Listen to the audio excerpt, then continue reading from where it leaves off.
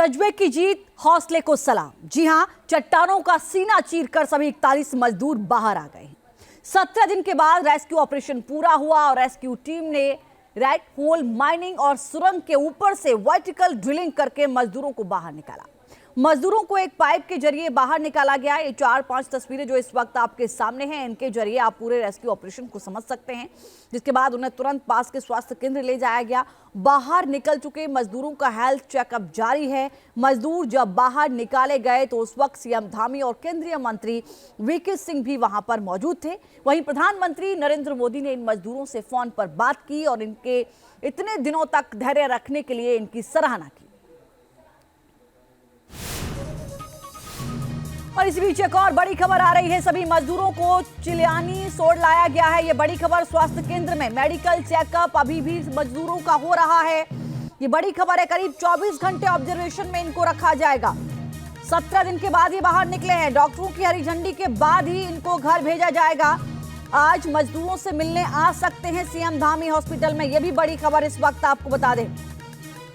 हालांकि जिस वक्त मजदूर निकाले गए थे टनल के बाहर, सीएम धामी मौजूद थे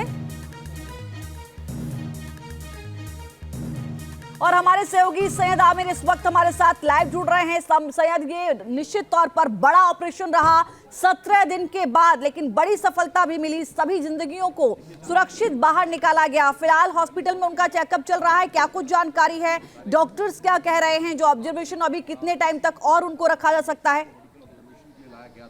और तब से लगातार देखिए, इस समय चिनियाली सोड़ पे ये मौजूद हैं, ठीक वहीं पर जहां पर करीब 408 घंटे के बड़े ऑपरेशन के बाद 17 दिन के बाद उनको रेस्क्यू करके, उनका हेल्थ चेकअप करके, प्राथमिक उपचार करके उनको इसी चिनियाली सोड़ में जो है बाकायदा लाया गया है। देखिए यहाँ पर बाकायदा जो पुलिस फोर्स जो है यहाँ पे तैनात की गई है। इसी सामने जो आप हॉस्पिटल का जो मुख्य द्वार देख रहे हैं, इस मुख्य द्वार के अंदर जो है हॉल है। हॉल के अंदर तमाम जो मजदूर हैं जिनको रेस्क्यू किया गया था उनको यहां पर कल रात में ही पहुंचा दिया गया है। एक बड़ी खबर और बताता हूं आपको। दूसरी बड़ी खबर यह है कि पुष्कर सिंह धामी जो मुख्यमंत्री हैं उत्तराखंड के, वो भी यहां पर पहुंच सकते हैं और वो फिर से एक बार हालचाल यहां पर मजदूरों का लेंगे। तो प्राथमिक उपचार के बाद, जो कि टनल में ही हो गया था, उनके हालचाल ले लिए गए थे और उसके बाद उनका जो भी ट्रीटमेंट था थोड़ा बहुत वो किया गया। उसके बाद यहां पर 24 घंटे के ऑब्जर्वेशन पे उनको रखा जाएगा। ऐसा बताया जा रहा है कि 24 घंटे के ऑब्जर्वेशन पे वो रहेंगे। ये चिनियाली जो है करीब 40 किलोमीटर दूर है टनल से और यहां पर जो है उनका प्राथमिक उपचार किया जाएगा। यह भी खबर आ रही है, जो सूत्र बता रहे हैं कि यहां से बाकायदा उनको हेलीकॉप्टर की मदद से जो है एम्स ऋषिकेश भी भेजा जा सकता है। तो कुल मिलाकर के यह है कि अभी डॉक्टर्स यहां अंदर आ रहे हैं। धीरे धीरे इलाज भी करेंगे। जो तमाम मजदूर हैं वो भी आराम कर रहे हैं क्योंकि देर रात वो यहां पे पहुंचे हैं और उसके बाद आराम करने के बाद जब वो उठेंगे तो डॉक्टर्स का एक पैनल होगा जो कि उनके पास जा करके बातचीत करेगा, किस तरह के हालचाल है उनके, किसी तरह की दिक्कत तो नहीं है। मेडिकल चेकअप्स होंगे और चेकअप्स करने के बाद जो एक रिपोर्ट बनेगी, रिपोर्ट उनको दी जाएगी और उनके जो परिजन हैं वो रात से ही अंदर मौजूद हैं। तो कुल मिलाकर के अभी यह है कि अभी वो लोग सो रहे हैं, लेकिन थोड़ी देर बाद उनका ट्रीटमेंट शुरू होगा। डॉक्टर्स जो है का पूरा पैनल जो है थोड़ी देर बाद यहाँ पहुंच करके इलाज शुरू करेगा। जी, बहुत शुक्रिया सैयद आमिर, विस्तार से जानकारी दी आपने। नजर बना के रखिए, अपडेट आपसे लेंगे और कितने घंटे तक ऑब्जर्वेशन में इनको रखा जाएगा। सीएम धामी भी पहुंचेंगे, घर वालों को भी इंतजार है। 41 मजदूरों को बचाने के लिए बड़ा ऑपरेशन चला। तमाम एजेंसियां जुटी तो बड़ी बड़ी मशीनों ने राह आसान की। जब मशीनें जवाब दे गई तो फिर रेड माइनर्स ने मोर्चा खोल दिया। जी हाँ, पूरे ऑपरेशन में किस मशीन का इस्तेमाल हुआ, आधुनिक तकनीकी, तमाम एजेंसियों के तालमेल और जज्बे से एक बड़ा मिशन कैसे परवान चढ़ा, इस रिपोर्ट के जरिए समझिए।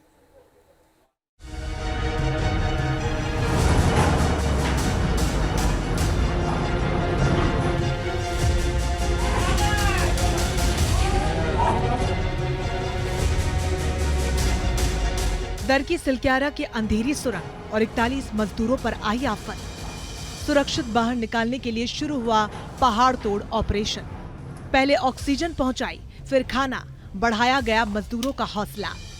आधुनिक तकनीक, तमाम एजेंसियों का तालमेल और जज्बे से एक बड़ा मिशन परवान चढ़ गया।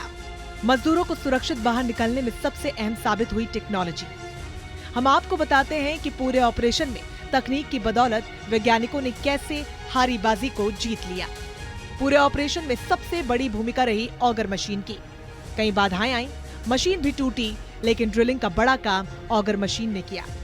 शुरुआत में 35 हॉर्स पावर की ऑगर मशीन से 15 मीटर तक मलबा हटा लिया गया, लेकिन उसके बाद मशीन खराब हो गई। उसके बाद 200 हॉर्स पावर वाली heavy American drilling machine auger मंगवाई गई। ऑगर मशीन वर्टिकली और हॉरिजॉन्टली दोनों तरीके से ड्रिलिंग करती है। मशीन के मुंह पर कटिंग एज होता है जो मिट्टी या चट्टान को काटता है। प्लेट्स मलबे को बाहर खींचने का काम करती है। जीपीएस और इलेक्ट्रॉनिक ट्रैकिंग सिस्टम भी होता है। ऑपरेटर सटीक कोण पर किसी सतह में छेद कर पाए। दरअसल सिलक्यारा से बड़कोट के बीच बनाई जा रही 4 किलोमीटर से अधिक लंबी सुरंग में मलबा आ गिरा था।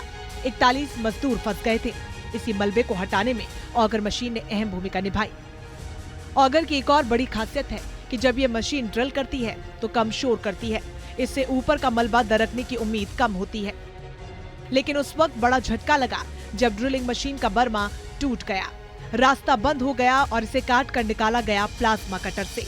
यानी फिर नई तकनीक का इस्तेमाल। प्लाज्मा कटर को हैदराबाद से मंगवाया गया। प्लाज्मा कटर से हर तरह के मेटल को काटा जा सकता है। प्लाज्मा कटर मशीन प्लाज्मा से ऑपरेट होती है। नाइट्रोजन समेत कई गैसों का इस्तेमाल किया जाता है। पूरे ऑपरेशन में मशीनों ने बड़ी कामयाबी हासिल की, लेकिन मजदूरों तक पहुंच नहीं बन सकी।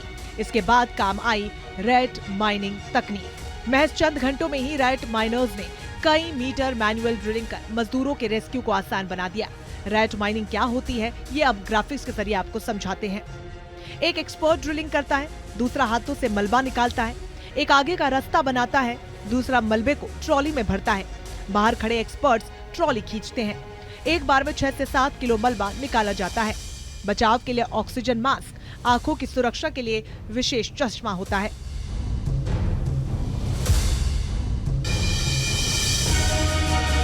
पूरे ऑपरेशन में बड़ी कामयाबी उस वक्त हाथ लगी जब इंडोस्कोपी कैमरे को पाइप के जरिए फंसे हुए लोगों तक पहुंचाया गया। इसी कैमरे से टनल में फंसे मजदूरों की पहली तस्वीर भी सामने आई। अब हम आपको बताते हैं कि क्या होता है इंडोस्कोपिक कैमरा। जटिल और सूक्ष्म रोगों की जांच में इस्तेमाल होता है। चिप ऑन टिप तकनीक का इस्तेमाल होता है। कैमरे के ठीक ऊपर एलईडी लाइट लगी होती है। अंधेरे में भी पिक्चर ली जा सकती है। टनल में भी फ्लैक्सी कैमरे का इस्तेमाल हुआ जो वायर पाइप के साथ मुड़ सकने में सक्षम था।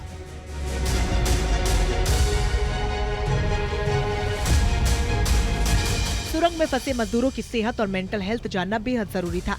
इसका पता लगाने के लिए रोबोट की मदद ली गई। इसके लिए लखनऊ से एआई एंड रोबोटिक्स डेवलपर को बुलाया गया। इस तरह के रेस्क्यू मिशन में रोबोट की क्या अहमियत होती है, अब ये भी समझ लीजिए। रोबोट का मुख्य काम हाई स्पीड इंटरनेट मुहैया करना, हर वक्त मजदूरों की सेहत की मॉनिटरिंग करना, ऑडियो विजुअल दोनों से मॉनिटरिंग करना, खतरनाक गैसों से बचाना और आग और धमाका न हो इसकी भी मॉनिटरिंग करना। यानी रेस्क्यू ऑपरेशन के लिए कई प्लान पर काम हुआ। हॉरिजॉन्टल और वर्टिकल ड्रिलिंग हुई, लेकिन लक्ष्य तक पहुंचे रैट माइनर्स और आखिरकार वैज्ञानिकों की सूझबूझ, नई टेक्नोलॉजी और मजदूरों के हौसले से जिंदगी की जंग जीत ली गई। Team news nation.